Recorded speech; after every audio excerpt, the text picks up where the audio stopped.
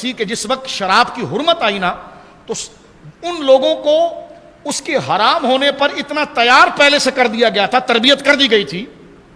Gradually, کہ اب جب حکم حرام ہونے کا آیا کہ یہ نجس ہیں اور اللہ کو پسند نہیں ہے، تو پھر مٹکے کے مٹکے شراب کے توڑے گئے، اور مدینے کی گلیوں کے اندر جس طرح بارشوں میں سیلاب جاتا ہے نا،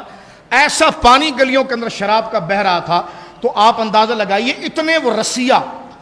اور اتنے وہ شوقین تھے، لیکن حضرت فاروق یہ تو ان کو اتنے عرصے 7 سال 6 سال کلمہ پڑھنے کے بعد بھی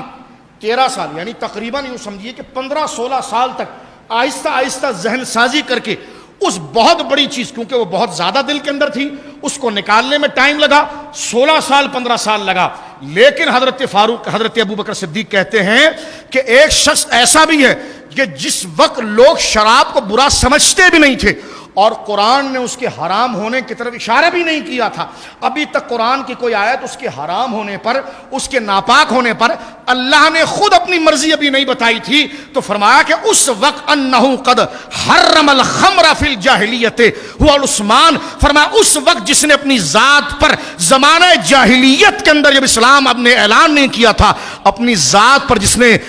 شراب پینے کو حرام اور ناپسندیدہ سمجھا تھا، وہ عثمان تھے۔ میرے بچوں ذرا غور کرنا، ان کی طبیعت میں شرافت کتنی تھی، آپ سمجھ رہے ہیں اس چیز کو؟ یعنی جس وقت لوگ اس کو برا نہ سمجھے، جس برائی کو برائی نہ سمجھے، لیکن ہے اس میں برائی، لیکن لوگ نہیں سمجھ رہے، لیکن ان کا باطن اس وقت بھی اتنا چمکدار تھا جیسے مولا علی کا تھا، بولے نا سبحان اللہ، جیسے حضرت ابوبکر صدیق کا تھا، ایسا چمکدار ان کا جو ہے کہ باطن۔ تو یہ خود حضرت عثمان غنی نے بھی ایک جگہ ذکر کیا، فرمایا ما زنیت فی الجاہلیت، میں نے زمانہ جاہلیت میں کبھی بدکاری نہیں کی، ایسی حیا، یعنی